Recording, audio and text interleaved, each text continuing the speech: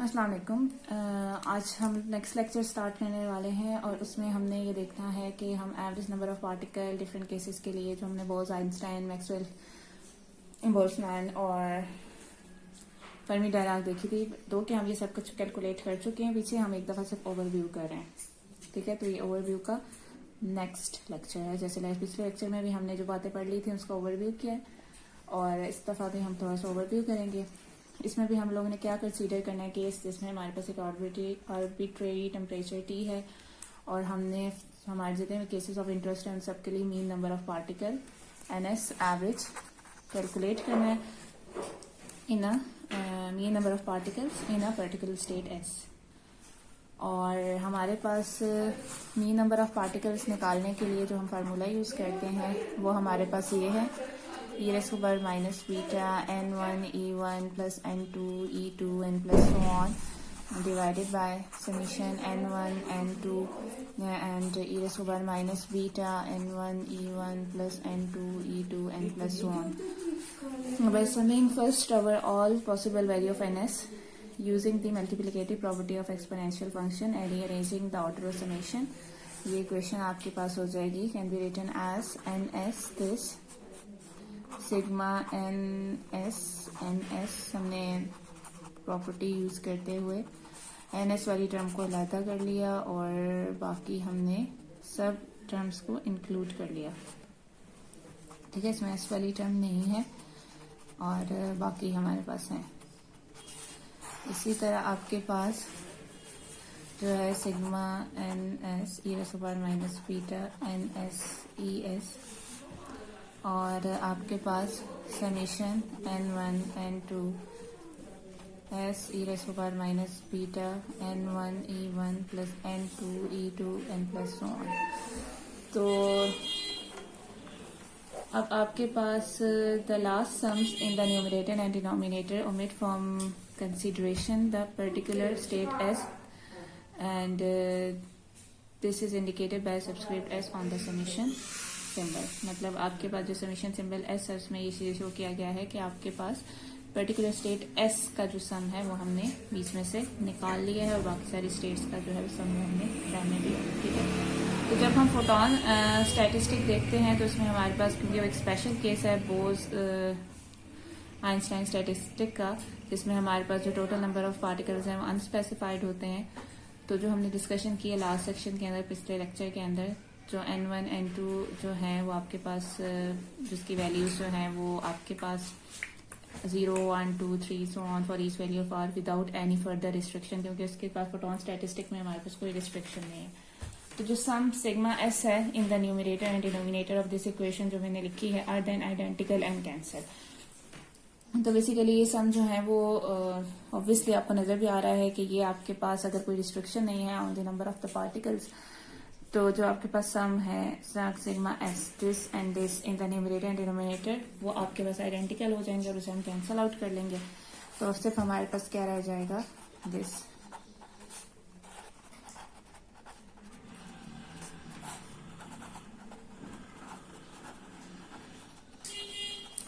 तो बाकी कैलकुलेशन सीधी है, उसमें आपके पास सिंपल क्या है कि आप इसको लिख सकते हैं कि NS average is equal to -1 over beta partial over partial ES sigma e raised to power minus beta NS ES over summation e raised to power minus beta NS ES। मतलब ये जो ऊपर वाली टर्म है इसको मैं actually इस तरह की फॉर्म में लिख सकती हूँ, ठीक है। और फिर इसको मजीद में कंप्रेस फॉर्म में इस तरीके से लिख सकती हूँ, -1 over beta partial over partial ES ln of summation e raised to power minus beta NS ES, ठीक है। तो जो आपके पास ये टर्म आई है लास्ट वाली, ये आपके पास इनफाइनाइट ज्योमेट्रिक सीरीज है और जिसको हम सम कर सकते हैं। तो इस तरह से आपके पास ये बन जाएगा summation NS is equal to 0 to infinity e raised to power minus beta NS ES is equal to 1 plus e raised to power minus beta ES plus e raised to power minus 2 beta ES plus so on is equal to 1 over 1 minus e raised to power minus beta ES। ये सब हम पहले कर चुके हैं। तो basically फिर आपके पास जो इक्वेशन हमने लिखी थी average number of particle in state S की, उसको हम फिर इस तरीके से लिख सकते हैं और ये आपके पास बराबर हो जाएगा e raise to power minus beta E s 1 minus e raise to power minus beta E s. ठीक है, ये हो गया। तो इसके अलावा इसको मजीद आप सिंप्लीफाई कर लें तो आपके पास एन एस बराबर हो जाएगा 1/1 over e raise to power minus beta E s minus 1। इसको हम कहते हैं प्लैंक डिस्ट्रीब्यूशन। ठीक है, फिर उसके बाद हमारे पास आ जाती है फर्मी डायराक स्टैटिस्टिक।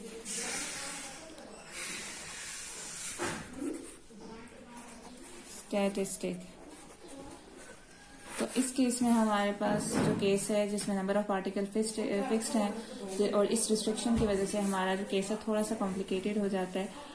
जैसे हमने पहले डिस्कस किया कि फर्मी डायराक स्टैटिस्टिक में कि वैसे तो हमने पहले कहा था कि वो इस लिहाज से थोड़ा सिंपल है कि उसमें आपके पास या तो 0 या 1 यही स्टेट होती है कि या तो कोई पार्टिकल नहीं होगा या एक होगा। तो आपके पास जो, लेकिन ये रिस्ट्रिक्शन हमारे पास है कि हमारे पास जो सिग्मा एन आर है उसको एन के बराबर होना चाहिए। तो अगर आपके पास 1 पार्टिकल इन स्टेट एस है तो आपके पास जैसे ये वाला जो हमने रिलेशन पीछे निकाला था एक्चुअली, सो ये मेरी भांजी की डायग्राम को रजिस्टर पे बना रही थी तो ये एक्सपोज हो गई है। तो हमारे पास ये वाला रिलेशन एक्चुअली हमने एक जनरलाइज रिलेशन निकाला था। इसी वाले रिलेशन को हमने यूज़ किया, पहले हमने फोटोन स्टैटिस्टिक के लिए हमने उस रिलेशन को यूज़ किया।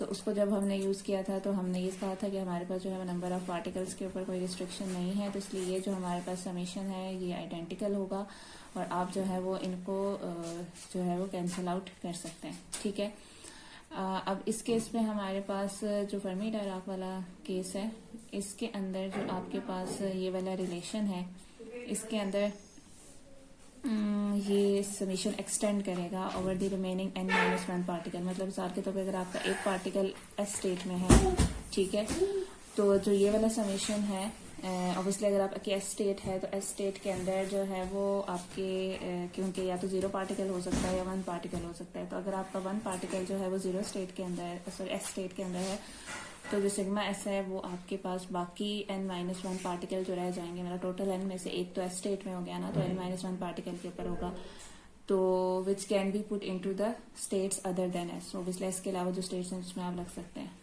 तो देन इंट्रोड्यूस ऑब्वियसली फिर हमें सम सिग्मा एस को इंट्रोड्यूस कराना है over all the state except s. तो उसकी जो कन्वीनियंट एब्रीविएशन है वो हमारे पास ये है, हम ये ले लें दिस। ठीक है, इसको हमने यूं डिफाइन कर दिया और ये आपके पास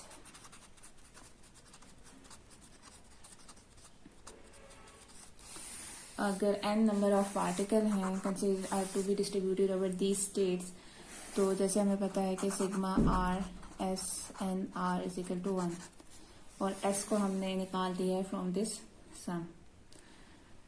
तो by performing explicitly the sum over ns is equal to 0 and 1, the expression जो आपके पास ये वाला एक्सप्रेशन है, ये वाला एक्सप्रेशन ये किसके बराबर हो जाएगा। पहले हम देख लेते हैं, इसमें एक दफ़ा s को हम 0 ले लेते हैं और क्योंकि ऑब्वियसली हम पहले मैं रिलेशन लिख लेती हूँ ताकि आपको थोड़ा सा आसानी हो जाए। ये हमारे पास रिलेशन है ns e raise to power minus beta ns e s। ठीक है, और साथ हमारे पास है सिग्मा n1 n2 और s और e raise to power minus beta n1 e1 plus 1 इस तरीके से।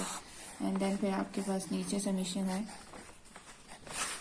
Sigma ns e raise to power minus beta ns e s और summation n1 n2 so on s e raise to power minus beta n1 e1 n plus 1। तो अगर हम ns की value 0 and 1 लें तो एक दफ़ा जब 0 लेंगे तो ये वाली टर्म ऑब्वियसली पूरी 0 हो जाएगी। बेसिकली आपके पास ये समीशन है ना ns की वैल्यू के ऊपर। ns की पॉसिबल वैल्यूज जो है वो आपके पास यहाँ पे 1 0 and 1 है। पिछले केस में ns की पॉसिबल वैल्यू 0 1 2 3 कुछ भी हो सकती थी। तो यहाँ पे हमारे पास NS की जो पॉसिबल वैल्यूज हैं वो हमारे पास या 0 है या 1 है। तो जब आप समीशन ओपन करेंगे एक दफ़ा 0 आएगा और एक दफ़ा आपके पास समीशन आएगा n की वैल्यू जब आप 1 पुट करेंगे तो हो जाएगा e raised to power minus beta. और यहाँ पे आपके पास NS की वैल्यू जो है वो ये तो एक दफ़ा 0 हो जाएगा और एक दफ़ा आपके पास ये आ जाएगा जब आप समीशन को ओपन करेंगे।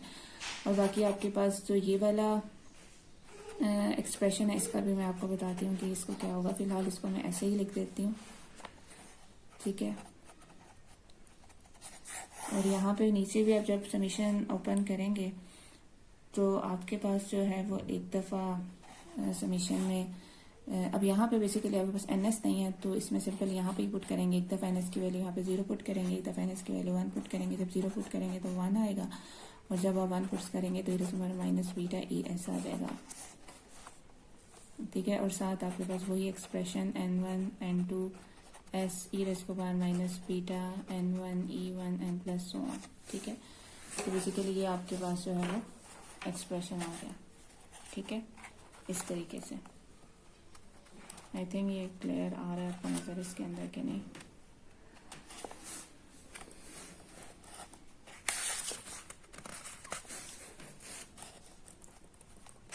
और इसको मैं यहाँ पे सॉल्व करती हूँ।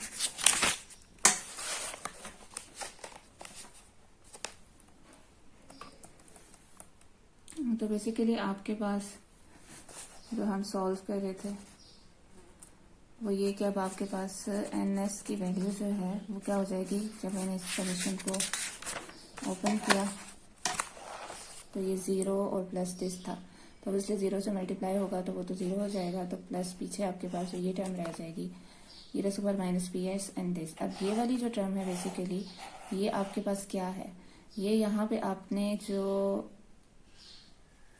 इसमें आपके पास जो ये वाली टर्म है वो और ये वाली जो टर्म है, अभी पहले हम इसको ओपन करते हैं फिर मैं आपको बताती हूँ कि ये टर्म आपके पास क्या है, ठीक है।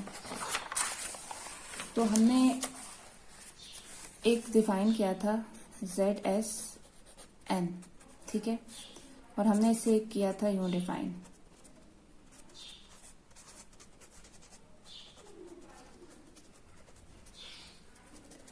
N जो है वो नंबर ऑफ पार्टिकल हैं जो डिस्ट्रीब्यूटेड हैं ओवर रिमेनिंग स्टेट, मतलब S को निकाल के। और फिर हमने ये डिफाइन किया था sigma R S N R is equal to N। अब ऑब्वियसली ये जो केस है ये पर्टिकुलरली तब है जब आपके पास स्टेट S में जो है वो नंबर ऑफ पार्टिकल जो है वो 0 हो, ठीक है। तो आपके पास बाकी सारे n नंबर ऑफ पार्टिकल जो है बाकी सारी स्टेट्स के अंदर डिस्ट्रीब्यूटेड है और बाकी सारी स्टेट के जो नंबर ऑफ पार्टिकल है जब वो ऐड कर रहे हैं तो total number of particle n बना रहे हैं, ठीक है। तो ये उस केस के लिए होगा जब आपके पास स्टेट S में कोई पार्टिकल ना हो। लेकिन अगर आपके पास स्टेट S में कोई पार्टिकल है तो वो आपके पास n-1 बन जाएगी क्योंकि अब इसलिए एक पार्टिकल उस स्टेट में चला जाएगा, ठीक है। तो आपके पास Z इसकी जगह आप ये वाला यूज करेंगे, ठीक है। इसी तरह आपके पास जो सिग्मा NS and R है वो भी ऑब्वियसली n-1 हो जाएगा क्योंकि अब आपके पास जो है वो एक पार्टिकल जो है वो S स्टेट के अंदर चला गया है तो बाकी जो रिपेयरिंग पार्टिकल रह गए हैं वो ये हैं, ठीक है। तो इस चीज को जहन में रखते हुए जब हम NS कैलकुलेट करेंगे जो हमारे पास e raised to power minus beta ES आया है और साथ उसके जो हमारे पास इसके बराबर आया। अब ये जो समीशन है ये बेसिकली आपके पास क्या है, पार्टीशन फंक्शन है ना, ठीक है। तो ये आपके पास S स्टेट को छोड़ के बाकी स्टेट के लिए है, ठीक है। तो क्योंकि अगर S स्टेट के अंदर 0 पार्टिकल होता तो फिर इसके लिए हम ZN जैसे मैंने आपको बताया ZSN यूज करते हैं। और अगर इसके लिए एक n स्टेट में एक पार्टिकल है तो फिर ये हमारे पास Z इंटू आर्गूमेंट में क्या होगा n-1, राइट। तो अब आपके पास क्योंकि यहाँ तो ऑब्वियसली 0 से जो मल्टीप्लाई होगा वो तो 0 ही हो जाएगा, तो इसके साथ जो मल्टीप्लाई होगा वो कौन सा वाला होगा पार्टीशन फंक्शन, क्योंकि इस स्टेट में एक पार्टिकल है तो उसके लिए होगा दिस, ठीक है। और लेकिन डिनोमिनेटर में हमारे पास क्योंकि ये टर्म 0 नहीं हो रही 1 plus e raised to power minus beta ES and ये आ रहा है, तो 1 वाली वो टर्म थी जहाँ पे number of particle NS state में 0 थे, तो इसलिए इस वाले के साथ हम यूज करेंगे ZN जब ये इसके साथ मल्टीप्लाई होगा। और जब ये इसके साथ मल्टीप्लाई होगा क्योंकि ये उस स्टेट के लिए है जहाँ पे NS जो है वो 1 था, तो इसलिए यहाँ जब ये इसके साथ मल्टीप्लाई होगा तो उस वक्त इसके लिए हम यूज करेंगे ZN-1, ठीक है। अगर आपको बात समझ ना आए तो आप इसको दोबारा से देख लीजिएगा फिर आपको समझ आ जाएगी। तो ये हो गया ZSN और ये आपके पास हो गया ई रेस को बार माइनस बीटा ई S Z S N minus 1। तो ये आपके पास एन एस हो गया। अब यहाँ से आपके पास कुछ टर्म्स ऑब्वियसली ई रेस को बार माइनस बीटा ई एस और जेड आर्गुमेंट एन माइनस 1 को आप कॉमन लेके ऊपर नीचे से कैंसिल कर लें। तो Z S argument N over Z S argument N minus 1 into E raise को बार by beta E S plus 1 आ गया। ठीक है, तो हम इसको सिंप्लीफाई कर सकते हैं by relating z S argument N minus 1 to Z S n. तो वन कैन राइट जनरली अगर आपके पास डेल्टा एन जो है वो बहुत लेस देन एन है। ठीक है, कुछ भी नहीं आता। लगी तो नहीं है? ओहो बेबी,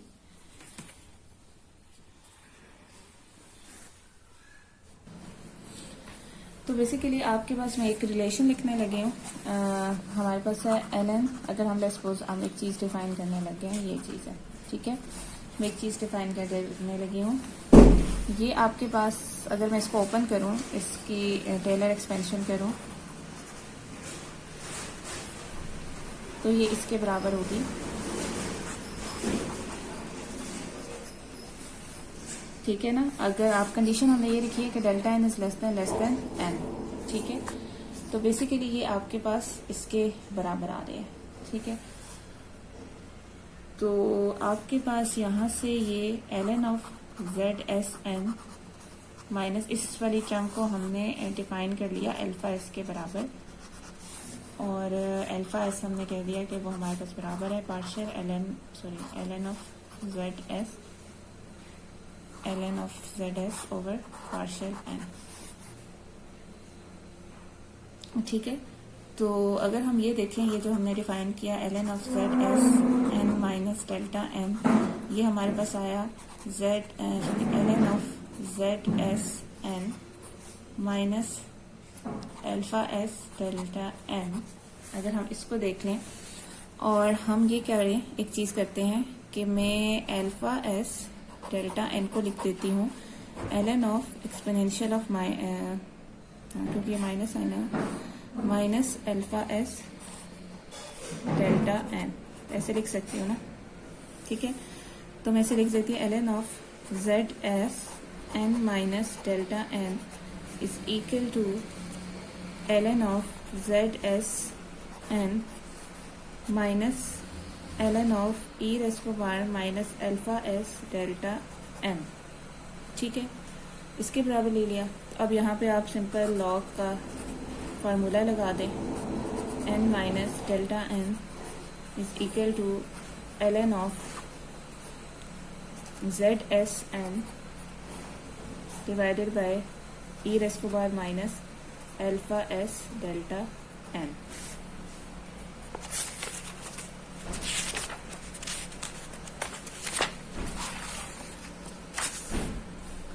तो ये आपके पास आ गया ln of Z S N minus delta N is equal to ln of Z S N over E raise को बार minus alpha S delta N. अब दोनों साइड से आपका लॉग कैंसिल हो जाएगा। एक्सपोनेंशियल ऑब्वियसली ऐसे तो कैंसिल नहीं होता, taking exponential on both sides, तो आपके पास हो जाएगा Z S n minus delta n is equal to ZSN। अच्छा, एक और बात, सॉरी, एक गलती यहाँ पे मेरे से होगी कि आपके पास अगर मैं इसको प्लस वाला ही लूँ फॉर टाइम बिंग, ठीक है, तो यहाँ पे जब मैं पुट करूँगी ऑब्वियसली, क्योंकि मैं माइनस साइन यहाँ पे ले जो रही हूँ, तो फिर इसको फिर माइनस लेने की क्या ज़रूरत है, फिर ये तो प्लस ही हो। ठीक है,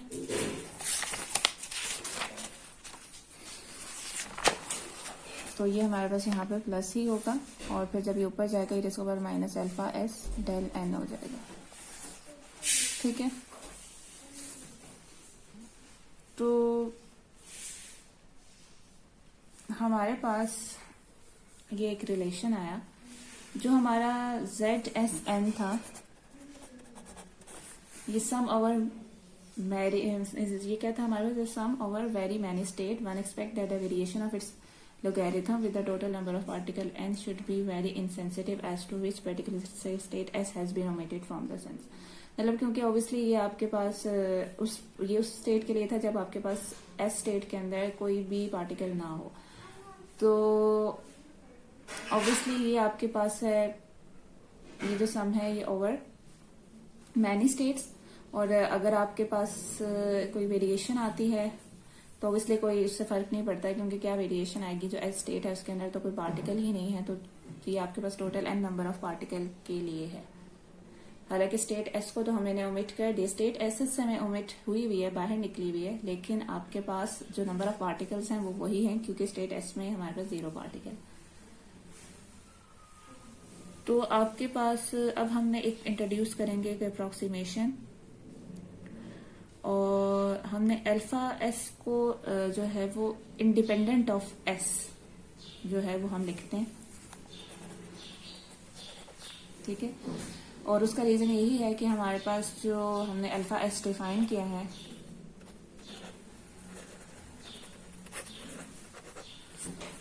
जो इस जेड एस के जो लॉग है, जेड एस का जो लॉग है इसमें, उसकी variation with respect to the total number of particle, ये आपके पास इस बात से इनसेंसिटिव है, मतलब उसको इस बात से कंसर्न नहीं है कि किस पर्टिकुलर स्टेट एस को आपने ओमिट किया है फ्रॉम द सम।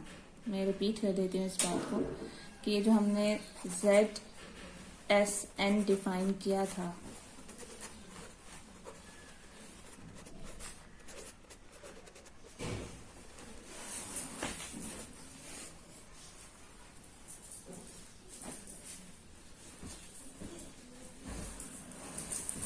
तो ये हम लोगों के पास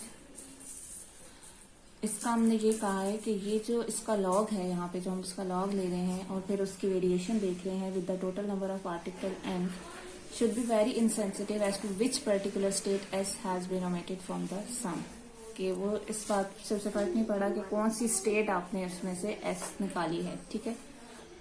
तो इसलिए फिर हमने एक अप्रोक्सीमेशन ले ली, इंट्रोड्यूस करवाई अल्फा, जो इंडिपेंडेंट ऑफ एस हो, तो फॉर ऑल एस।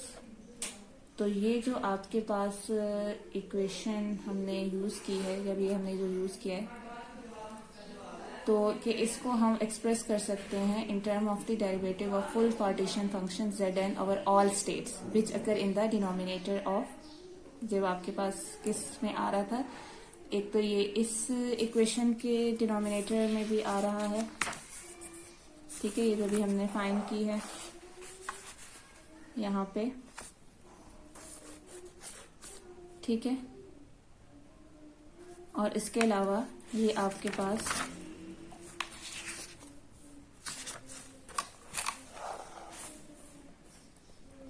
ये जो इक्वेशन हमने स्टार्ट में लिखी थी, ये वाली, इसके डिनोमिनेटर में भी ये चीज जो आ रही है, ठीक है। तो बताने का मकसद ये है कि आपके पास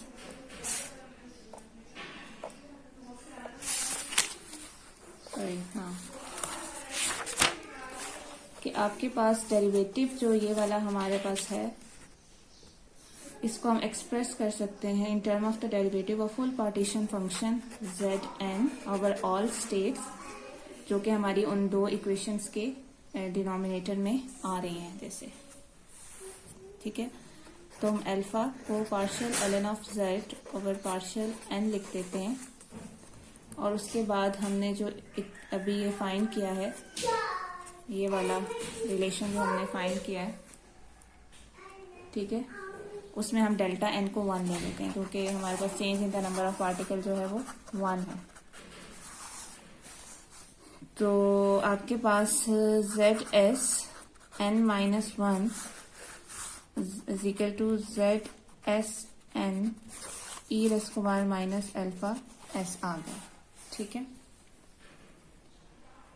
और जो हमने अप्रोक्सीमेशन ली है कि अल्फा एस को अल्फा ले लें, और फिर हमने अल्फा को डिफाइन कर लिया है partial ln of Z over partial N, तो हमारे पास Z S N minus one equal to Z S N E raise to power minus alpha और Z S N E raise to power minus partial L N of Z over partial N.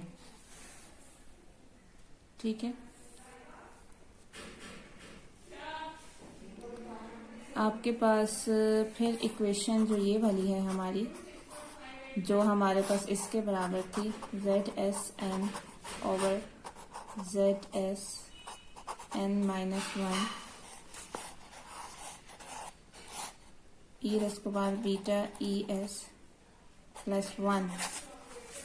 ठीक है,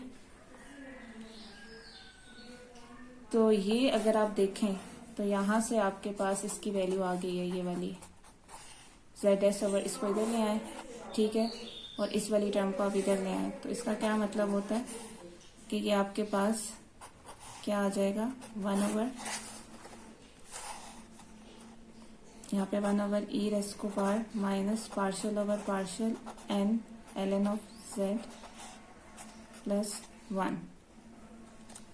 ठीक है, अभी तक आप इसको देखें, मैं आपको आगे फर्दर ये कर देती हूँ। ठीक है, तो फिर ओके, फिर इसके बाद मैं दोबारा से यहाँ पे इसको नीट करके लिख देती हूँ कि आपके पास जो है ना, ये जो रिलेशन था आया one over Z S N over Z S N minus one E raise को पावर बीटा ई एस प्लस वन। इसमें हम लोगों ने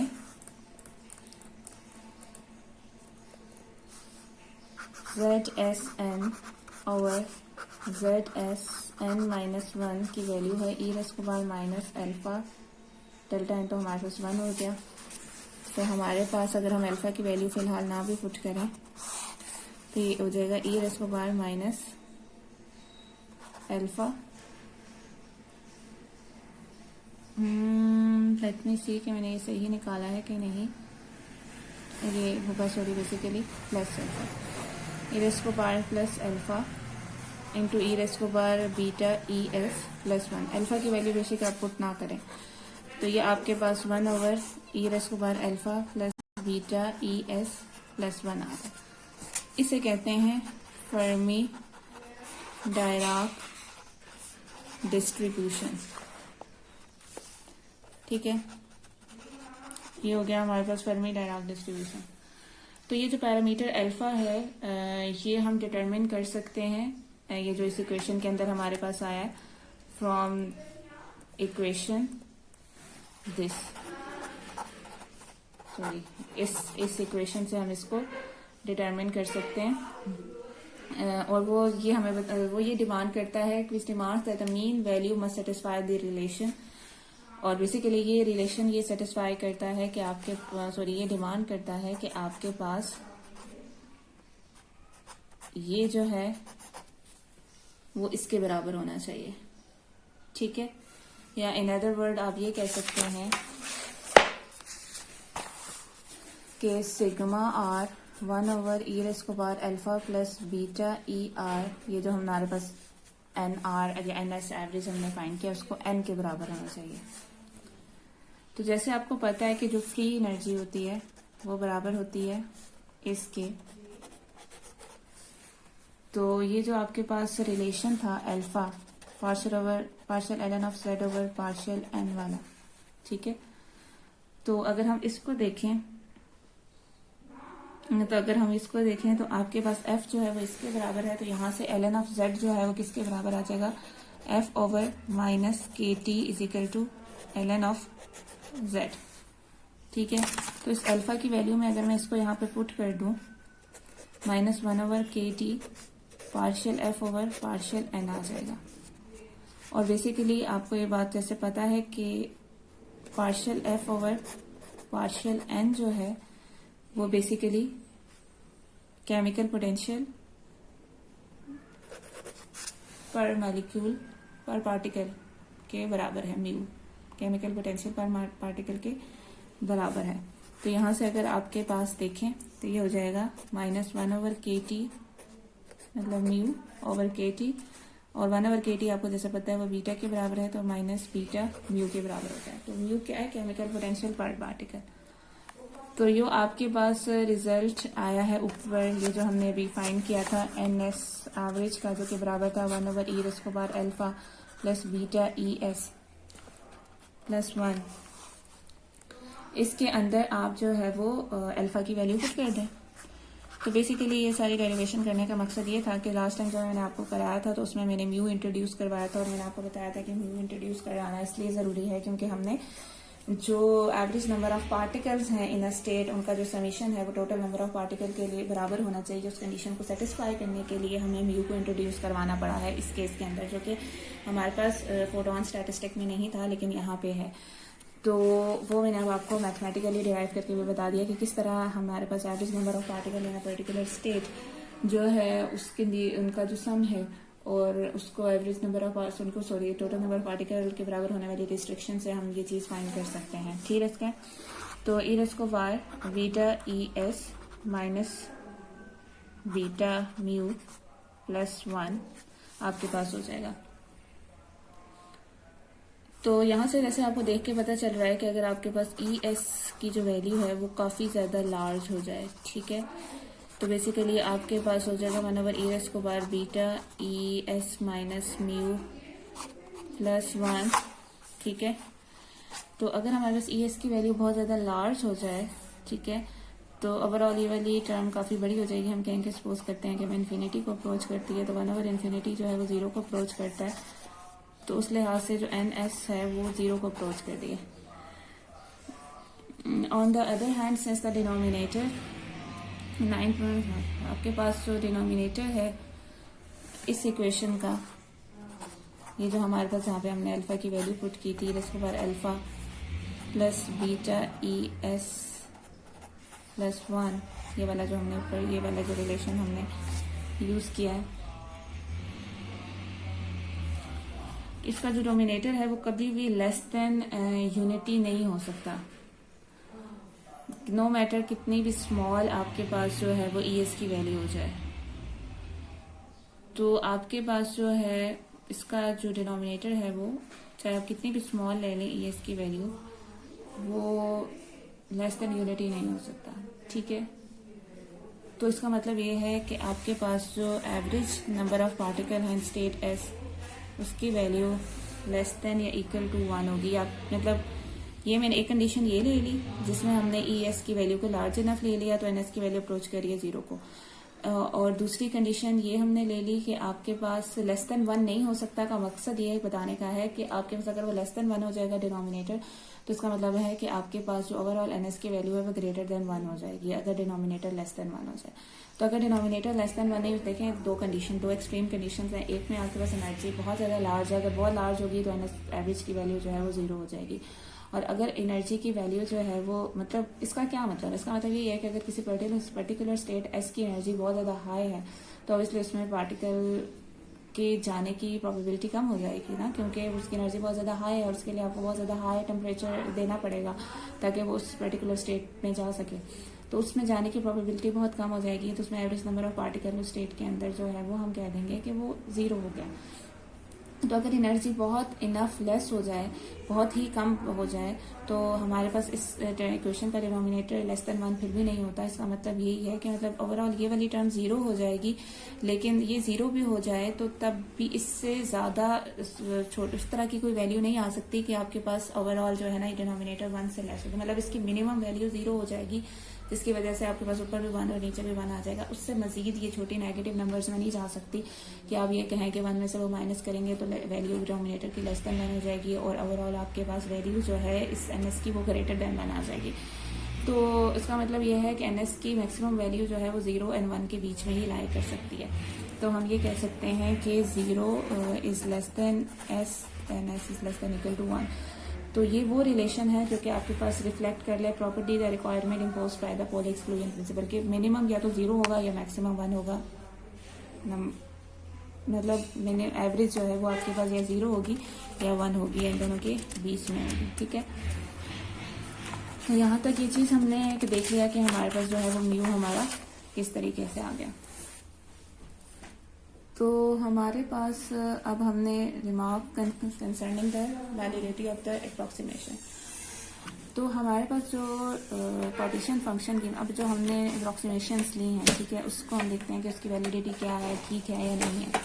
तो सबसे पहले आप ये देख लें कि आपके पास जो डिनोमिनेटर जो दो इक्वेशंस मैंने आपको बताई थी, एक बिल्कुल स्टार्ट की और एक और बाद वाली, जिसके हमने कहा था कि उसका डिनोमिनेटर में जो पार्टीशन फंक्शन है उसको हमने रिलेट किया था, उसका जो टर्मिनोमिनेटर में ZSN था, ठीक है, उसको रिलेट किया था बाय ZN, ठीक है। तो बेसिकली हमने उनको इस तरीके से रिलेट किया था, ठीक है,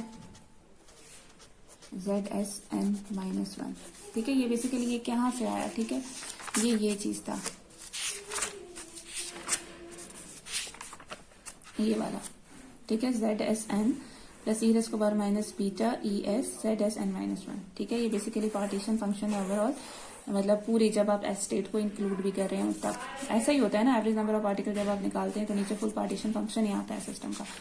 और जो दूसरी इक्वेशन थी जिसके साथ मैंने इसको रिलेट किया था वो मेरे पास ये वाली इक्वेशन थी जिसके डिनोमिनेटर में हमारे पास फुल पार्टीशन फंक्शन आ रहा था, क्योंकि यहाँ से ही हमने स्टार्ट किया फिर हमने एस स्टेट को ओमिट किया था। तो आपके पास बेसिकली ये चीज थी, ठीक है। और फिर उसके बाद हमने इसको जब सॉल्व किया थोड़ा, ठीक है, तो हमने कहा कि बेसिकली ये इसके बराबर है,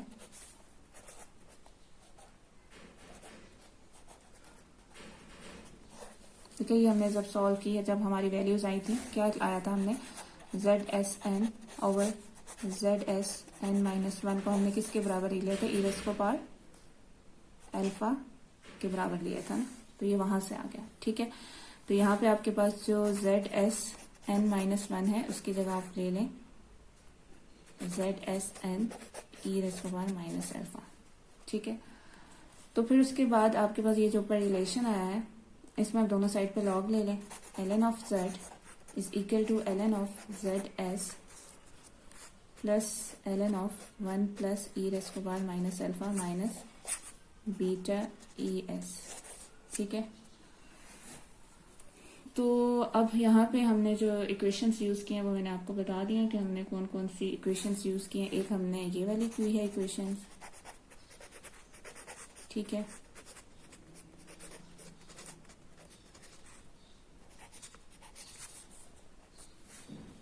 एक ये इक्वेशन यूज किया हमने, और एक जो है वो हमने ये वाली इक्वेशन यूज किया। तो आपके पास पार्शियल ln ऑफ z और पार्शियल n जो है, जो ये जो हमने हमारे पास ln ऑफ z आया इसका विद रिस्पेक्ट टू n वगैरह अगर हम इसे डिफरेंशिएट करें, ठीक है,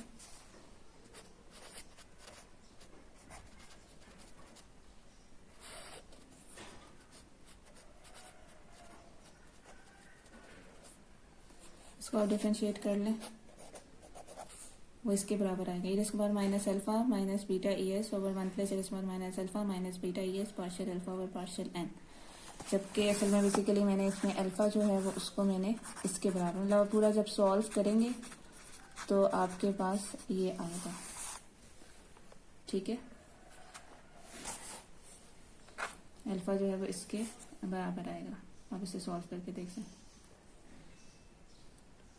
तो जो हमने ये assumption ली थी कि alpha S is equal to alpha, ये तब सेटिस्फाइड होगी जब आपके पास partial alpha over partial n NS average की वैल्यू बहुत लेस देन अल्फा हो।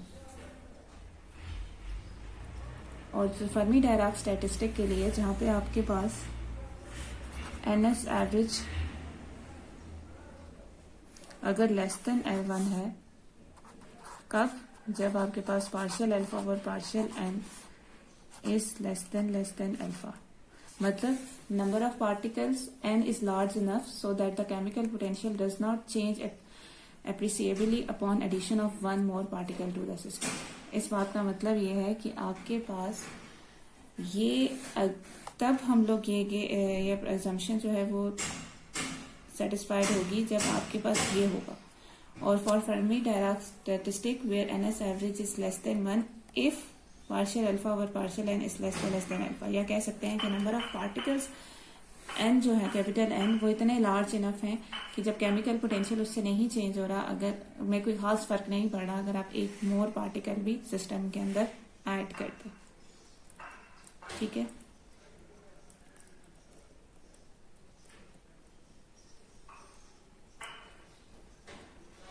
अब इसी तरह हमारे पास बोस-आइंस्टाइन स्टैटिस्टिक भी है। तो बोस-आइंस्टाइन स्टैटिस्टिक को अगर हम देखें तो हमारे पास इसकी डिस्कशन बिल्कुल फेमिलियर ही है, इसी के जो हमने फर्मी-डायराक में की थी। और जो हमारे पास सम था, जो हमारे पास इक्वेशन थी, जो बिल्कुल स्टार्ट में हमने इक्वेशन लिखी है ये वाली,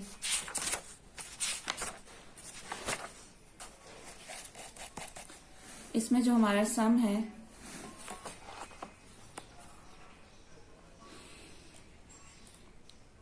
इसके केस में हमारा जो सम है इस केस में over all the value of numbers n1 n2 such that nr is equal to 0 1 2 3 for each r, but the situation different from the case of photon because these number must always satisfy the restriction।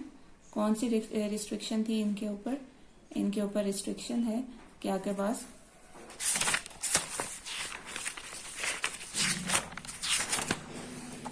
Sigma R N are is equal to N, या बोस-आइंस्टाइन की कह रही हूँ। ठीक है, ये इनके ऊपर रिस्ट्रिक्शन है।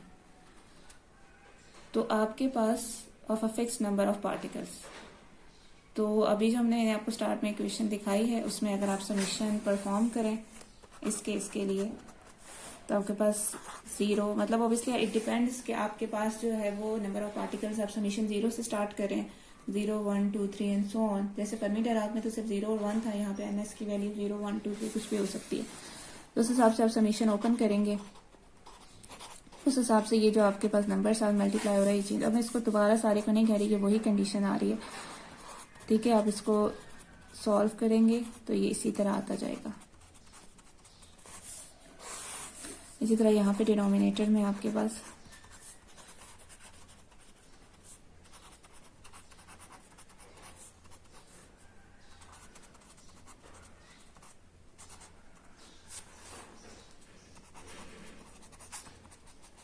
तो ये टर्म्स आते रहेंगे। और ZSN को हम डिफाइन कर चुके हैं पहले, और उसके बाद हमारे पास जो इक्वेशन है, जो हमने ये वाली इक्वेशन लिखी थी, ZSN minus delta N ZSN e raise to power minus alpha S delta N, ये वाली इक्वेशन जो है, और approximation alpha S is equal to alpha हम यूज करेंगे। तो ये वाला जो इक्वेशन है, ये वाली इक्वेशन, ये जो हमने लिखी है, ये सिंप्लीफाई होके आपको ये दे देगी।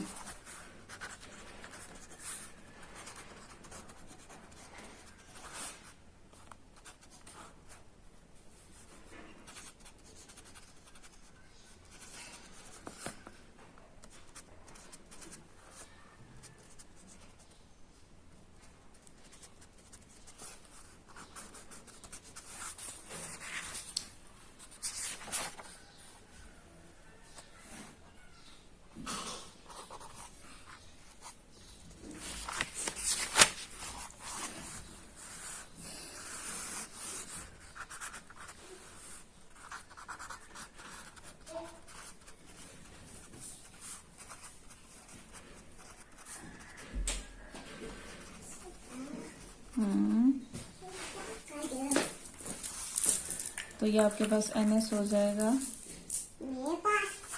Sigma S NS e raise to power minus NS alpha plus beta, अच्छा देखती हूँ, over sigma S e raise to power minus NS alpha plus beta ES। तो बेसिकली ये जो आपके पास सिंप्लीफाई होके एक्सप्रेशन आया है, ये आपके पास अगर आप और करें तो ये हम पहले ये वाला जो रिलेशन हमने निकाला था स्टार्ट में,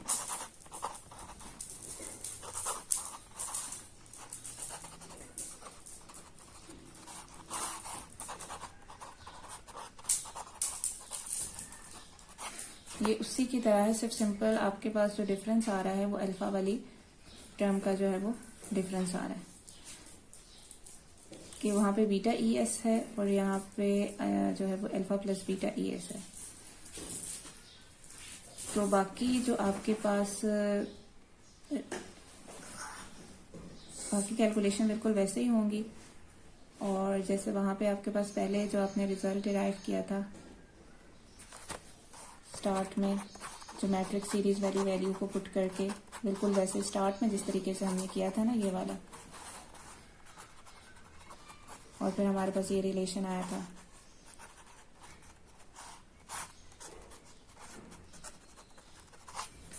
तो इस केस में भी हमारे पास क्या होगा, इसी तरह से हम उसे सॉल्व करेंगे जैसे पहले किया था,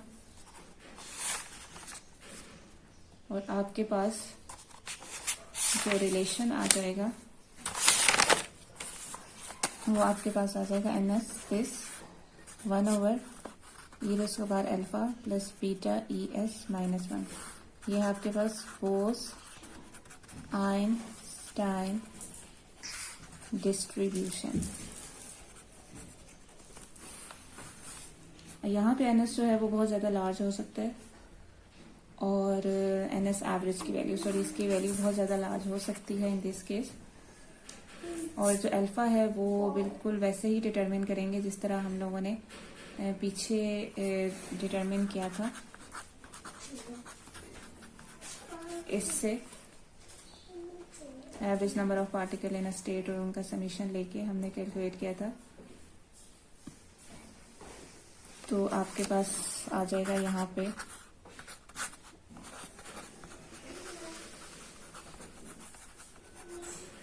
और ये अगेन रिलेट कर रहा है to the chemical potential by the relation alpha is equal to minus beta mu. तो ये आपके पास हो जाएगा n S average is equal to 1/e to the power beta E s minus mu minus 1। ठीक है,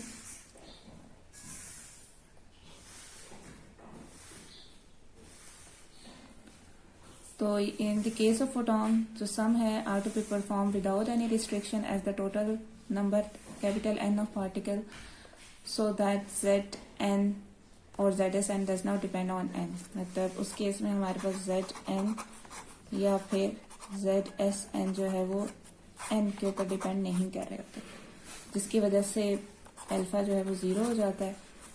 और आपके पास आप ये कह सकते हैं कि जो हमने फोटॉन स्टैटिस्टिक के लिए हमने जो इक्वेशन निकाली थी,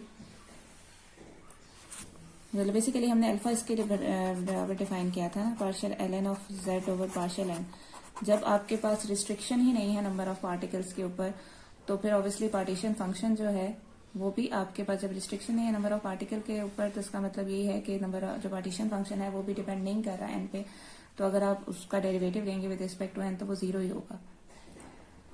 तो आपका जो ये बोस आइंस्टाइन कंडेंसेशन के लिए ये जो रिलेशन आपका था, ये जो हमने ये ऊपर फाइंड किया था, सॉरी बाय बोस आइंस्टाइन के लिए जो हमारे पास था डिस्ट्रीब्यूशन के लिए, तो इस केस में आपका जब अल्फा 0 हो जाएगा तो ये आपके पास रिड्यूस हो जाएगा to the special case of the Lang distribution. ठीक है, तो यहाँ तक हमने जो चीजें हमने की हुई हैं ऑलरेडी उनको ज्यादा डिटेल से हमने कर लिया है। अभी बेसिकली हमारे पास मैक्सवेल बोल्ट्जमैन स्टैटिस्टिक तो हम ऑलरेडी कर चुके हैं, और वो हमने 2 मेथड से किया था, और दोनों मेथड जो है वो इम्पोर्टेंट है। तो उसके लिए हमें कुछ ज़्यादा इसमें बेसिकली वो हम कर चुके हैं, उसका कोई और ऑल्टरनेट मेथड और नहीं है, 2 मेथड्स हम कर चुके हुए थे, तो वही हमारे लिए इनफ थे।